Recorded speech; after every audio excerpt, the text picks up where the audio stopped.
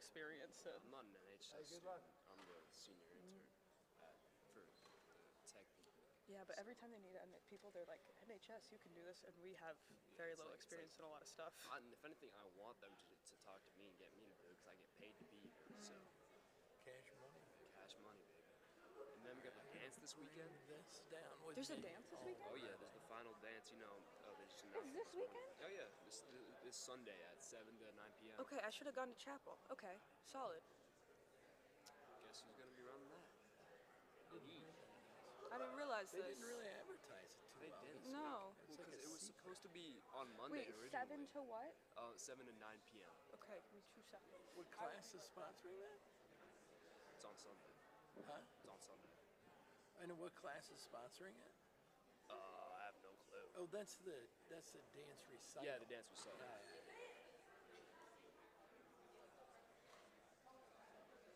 It's gonna be a long day. I have a soccer game right before the practice on Sunday, and then from 12 to 9, I'm working. Yikes. That's cash on the barrel. Oh God. Let me get that one to Catherine.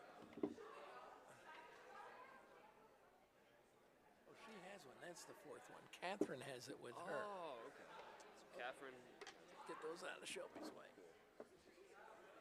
So. It's the dance performance. Oh, dance performance. Yes. I only know what it is. I just know I gotta be here. Am I Let's turn you a little bit. turn? There. Yep.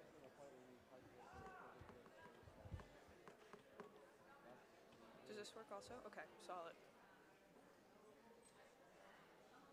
Wait, let me see. Do I like this?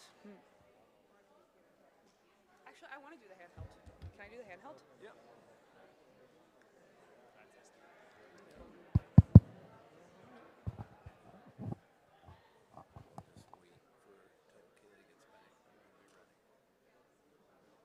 Oh, my sister's in that. I should show her. Oh no, they're talking to Mr. Eckman. Mr. Eden, what's the color on the bottom of that one? Blue, it's good. It's the blue.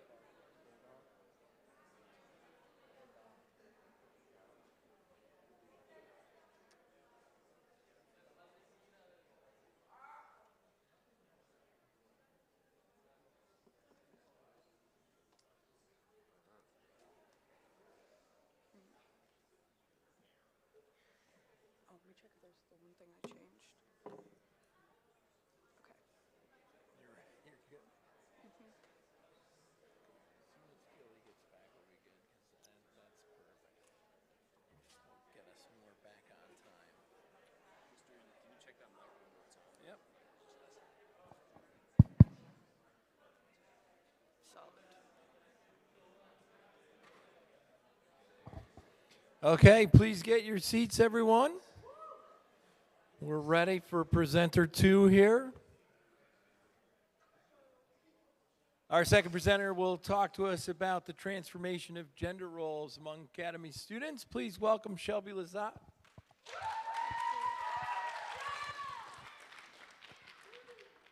Hi, my name's Shelby, and oh yeah, this is working. And I'm here to talk today about adolescent discussion of gender roles, not really how they changed over time, but how adolescents thought about them and how they used the student newspaper at the Academy to discuss them at the time.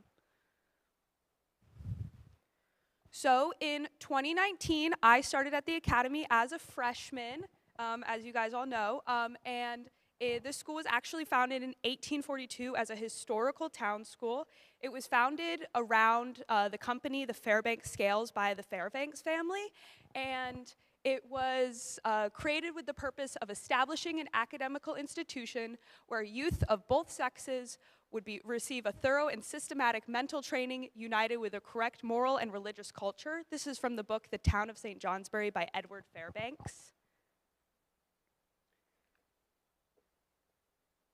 By the 1900s, the Academy had grown significantly in size. It had established quite a flourishing boarding program. They had multiple avenues of academic study, secretarial, classical, scientific, and they also had a lot of clubs and opportunities for students to participate in, including The Academy Student, which was the student-run newspaper of the time, originally established in 1880. It ran until the early 2000s, and it was mostly entirely student-run, and it allowed students to really share their opinions in the editorial, opinions, and sports sections about what was going on in the world and what was going on in the Academy community. One of the things that they really discussed was gender and gender roles and how it personally affected their lives to live here in their gendered world. So, some quick definitions. Gender roles are the set of societal expectations that are associated with a particular gender. Predominant cultural norms of a society create these roles, and they are the ways in which the reproductive area organizes practice at all levels of social organization. This is from Shippers 2007. Individuals learn to play masculine or feminine roles. They learn what's appropriate and acceptable for their station. They learn how to act, think, and be based on their gendered society. According to Bowie 2005, gender is the most universal and salient social organizing principle. Norms have changed with cultural movements. They've ebbed and flowed with rigidity. There's been broad change throughout the time. I'm specifically focusing on the region of 1945 to 1995 for my discussion. And I'll just do a broad, this is a very broad once-over of the change in gender roles of the times. So, as people might know, there was a little war in the 1940s that was going on, and because of that, after the Pearl Harbor attacks happened, a lot of men in America had to leave to go and fight in the war. Because of this, women were taken out of the domestic sphere that they knew, and they became, they were called to fill the vacancies left by men who were now in the workforce. The women were now required to fill up spots in the defense industry, and they were really seen as supporters of the boys. This is where the Rosie the Riveter campaign came about, and this is actually the government attempting to influence a change in gender roles because it was really needed at the time. Women needed to step up, they needed to get out of the home, and they needed to support this country who was fighting in the war. They were seen really as supporters because they rationed, they conserved needed items, they sent stuff overseas, and they also served as nurses. And this is where they really got their footing, and women really became fully autonomous at this time. Not fully, but they had a lot more power. They had a lot more influence outside just the domestic sphere. However, after this, when the war came to the close in 1945 and the men returned home, women were pushed back into the domestic sphere. And in a movement historians have now coined the back to the kitchen movement. This was a push in this unstable post-war time for women to return back home. This is where we see the rise of the suburbs, the rise of the nuclear family. This is where we see introduced at the Academy at this time, the Future Homemakers of America Club, which was targeted with teaching women how to cook, how to clean, how to sew, and basically how to raise children and live their lives. There were classes like looking towards marriage that were offered. And it was really a time where women were pushed back into the home, and it was really a regression of social norms for them. However, this wasn't always possible for women to return to the home. Some men returned home unable to work, and wives had to not only care for children and the home, but also work. This really put a strict tension on society, also because some women just didn't want to only be living in the home. Some people wanted to aspire to more than the role of wife and mother. They wanted a life outside of that. So, this kind of gave way to the feminism movement. Originally kind of seen as starting with a book called The Feminist Mystique by Betty Friedan. It really broke social norms. It had women looking at their lives in a lot of different ways, and it had them wanting to break the so-called feminine mystique and moving outside and start going to work and start living outside of the roles of wife and mother.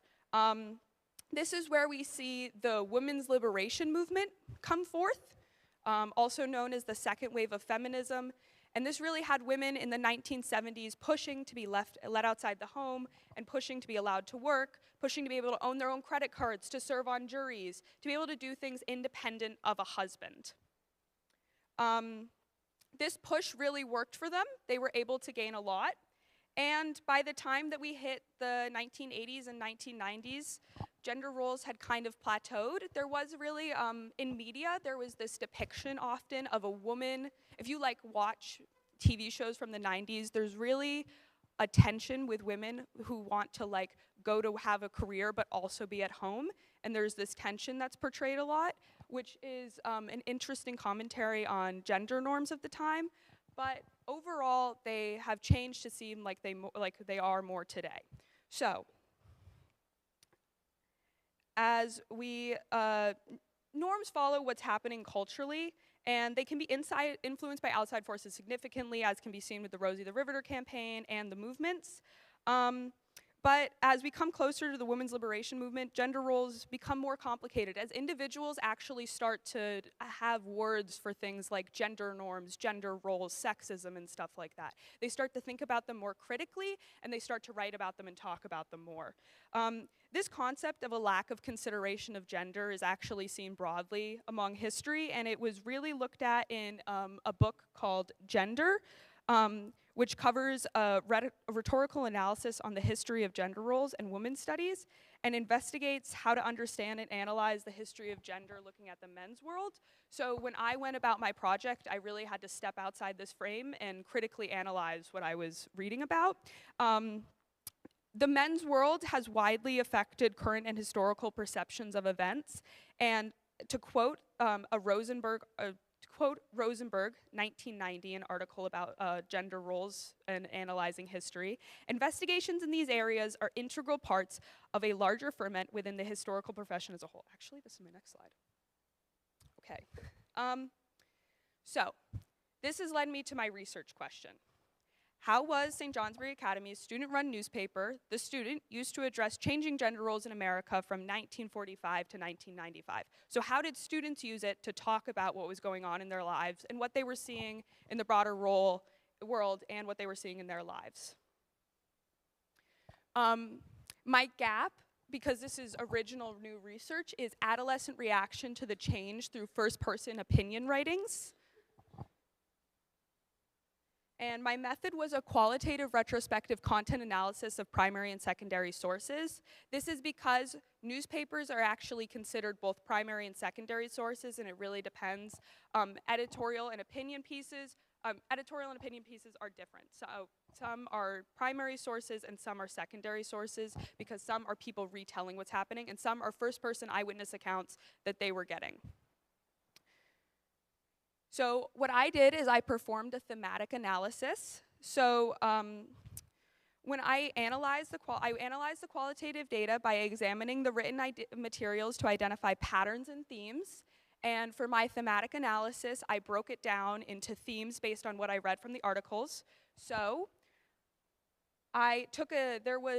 in my time span, there was 133 papers. All around, we have about 250 papers remaining from like the whole run.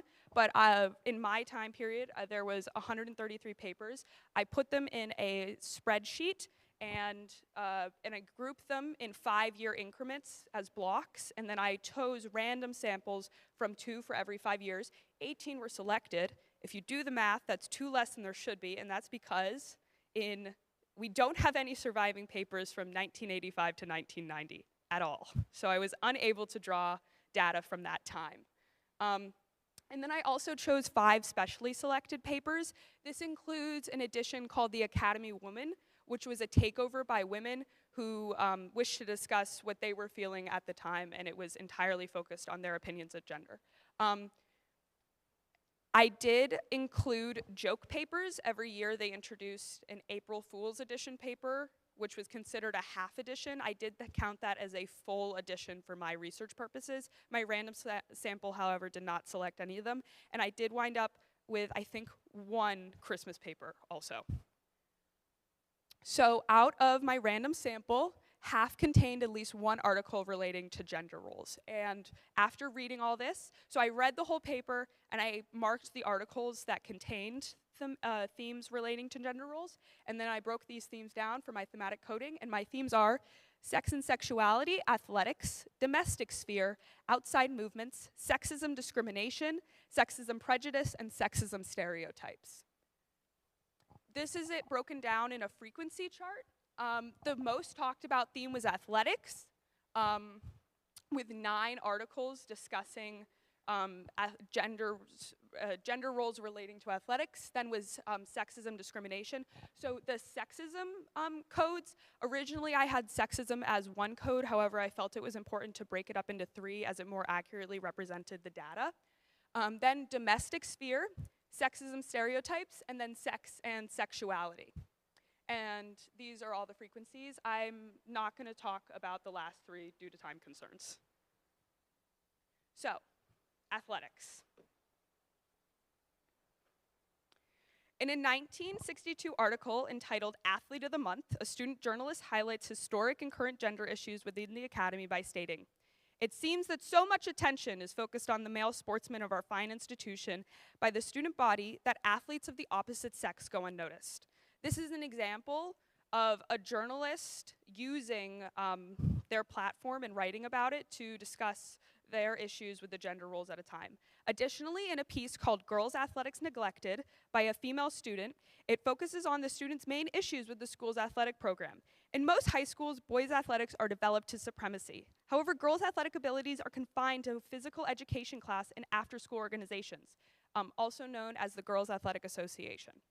This is unfair. Girls' athletics should be developed on an equal basis with boys. In general, most articles coded with the athletics dealt with explicit gender discrimination perpetrated by the student body and by the institution. They were often women detailing injustice with how much playing time they got, how much field time they got, how much money they got for equipment, and general support. These 2 articles reflect the reaction of students to gender discrimination, representation, and barriers to athletic participation that were apparent at the academy during their time. Sexism discrimination was my next most popular code. Sexism discrimination, the code investigated different forms of sexism and its effects, as well as the underlying beliefs and attitudes that contributed to it. In a piece called Chauvinism Reigns, says survey, but do you see many complaining? Students were asked to comment on whether, on questions related to gender roles, like, should women participate in the draft? And one such question asked if they believe that there was a male preemption of superior roles in today's society. Student journalists wrote this: "Apparently, that is not regarded as discrimination, but as to quote one male student's answer, determined by natural law because that is the way things have always been. If academy attitudes are prevalent in the world, this is the way that things will always be." While these students write the male's answers, they make jokes to question the validity of the student's statement, directly pointing out the hypocrisy in his discriminatory assumptions. This piece is filled with a lot of that, where they point out issues relating to what was talked about. Another article from the code is Academy Student Brings Honor to Academy, in which it is revealed that a female student has become the student council president for the first time ever in 1958. These pieces focus on the systemic discrimination perpetuated by gender roles and the institution. And it seems that it was easy for students to both identify and talk about gender roles through athletics and discrimination, as they were so prevalent and apparent in their lives. The widely seen bias has made it easier for students to understand the way gender organized their world. They were the most frequent codes because they were the easiest for students to write about without understanding the nuances that came with gender discrimination that they might have not gotten. In an article called Chauvinism, Chauvinism Reigns says survey, female students clearly address gender roles through polls and discrimination. They ask questions to other students, and they want to know why they think what's this way. And in domestic sphere, here are some quotes that encompass this. This is from the article Chauvinism Reigns says survey. A female student says, I feel like the major discrimination against women is the concept that a woman's place is in the home. If a woman feels she should be a more complete person if she worked, why should she be forced to stay at home and raise a family? Another male reader contributed, it seems like women don't care about kids, and that's what they're made for. It is apparent that the changing gender roles of women leaving the domestic sphere in the this was in 1972, was a topic of discussion. And this media allowed individuals, students, to have a forum to express themselves and their opinion. And it does show that they did widely talk about gender roles.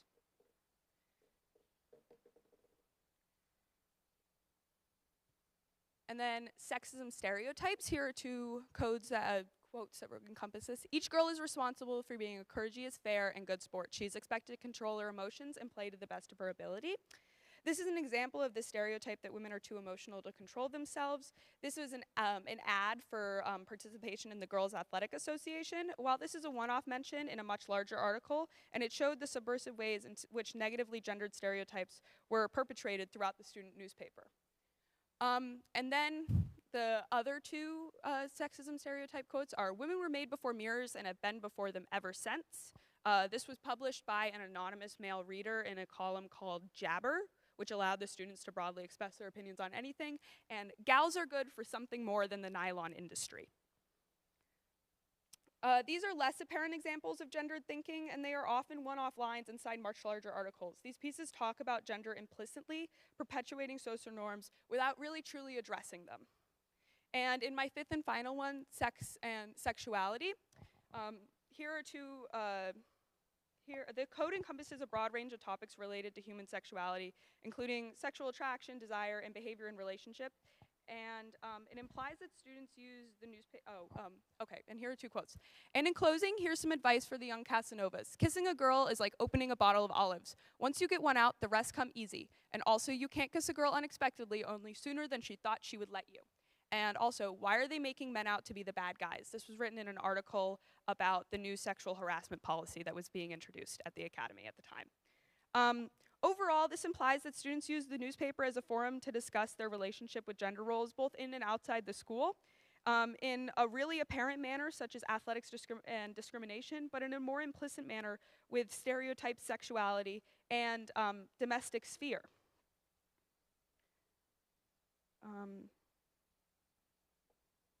Where's the... Okay, limitations. As I already said before, there were broadly different numbers of surviving articles for 5-year chunks. From some years had like 29 surviving articles from 5 years, and others had 0, so this did kind of skew my data towards some sections. Some just had way more to draw from, and others didn't. And conclusions, okay. Before I get to this, I would like to thank Mr. Barnes and the archives for letting me always be down there and helping me with everything. And the conclusion that I really drew from this was, while students may not have had like the explicit language to talk about their situation, a lot of them were really upset with what was happening at the academy and what was happening in their lives. So they did discuss it. They discussed it through the newspaper, and they discussed it with each other. The newspaper was just a way for them to publish and a way for them to ask the questions that they were really wondering about. All right. Questions? All done.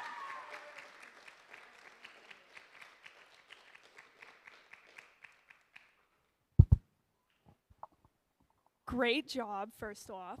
Thank you, Basil. But do you think that the student body has adequate discussions about gender roles now? Or do you think it's something that could be harped upon a bit more? I feel like they could talk about it a bit more. Actually, that's one thing I like really wanted to do with this project was like reinstate the student newspaper.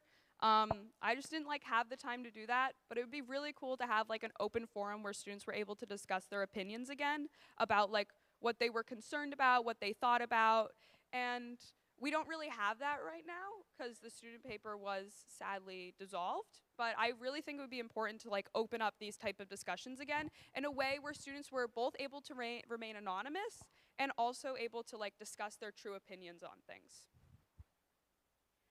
Do you know why the newspaper was stopped? No, I don't actually.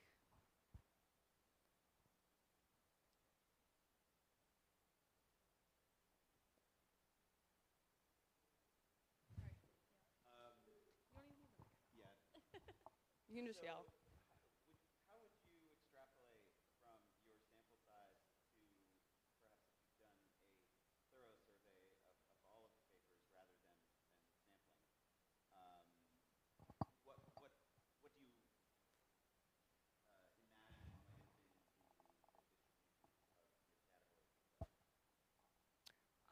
Okay, I would imagine they would have changed if I like looked broadly at the entire section. The reason that I actually chose this time period specifically to focus on is because in the 1880 papers, they didn't really let students write as much, and it was mostly just like Bible articles and like stuff about chapel and all that.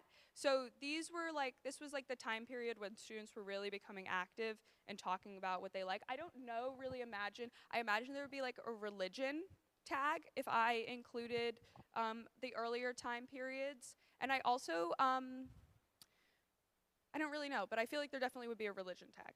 So I'm not asking so much about the earlier, but more like if you did a comprehensive review of all the 233 papers from 45 to 95. 133, but yeah. Rather than your sample, would you? I don't really think it would change that much. I chose like quite a large sample, like all in all I read 24 papers, and those were like the papers that I chose. I started sampling in mid-January, but up and before that, I had been reading these papers the whole time. So like I had a good idea going into it what my codes were going to be and what I was going to see in the papers.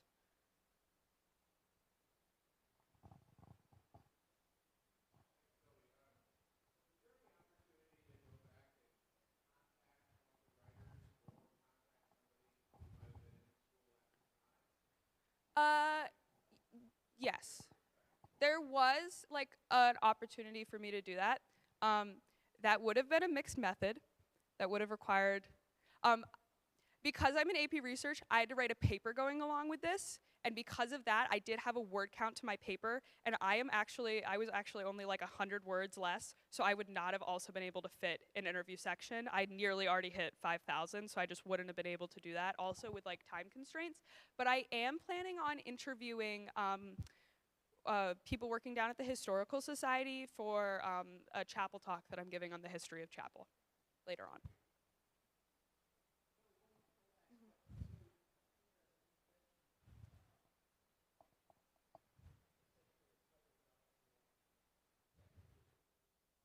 Mhm. Mhm. Mhm.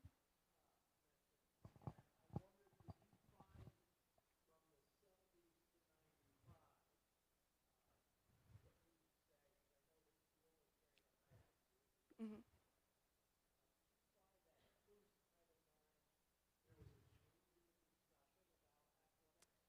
Yes, and there is actually a beautiful article 2 years past my cutoff in 1997 that focused on a young woman at the academy trying to participate in wrestling.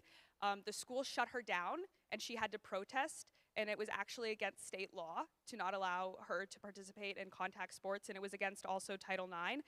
Sadly, this was 2 years past my spectrum. I genuinely considered moving it 2 years back to allow this article, but I didn't. There wasn't really like a huge discussion of Title IX, and I think it's because the academy at the time was more independent than it even is now. So there was definitely discussion. There was this one article called Student Speaks Out, where it implicitly said that the academy didn't follow all of the state's guidelines because they didn't have to. So that was kind of a reaction. So students really had to advocate if they wanted a lot of guidelines to be met.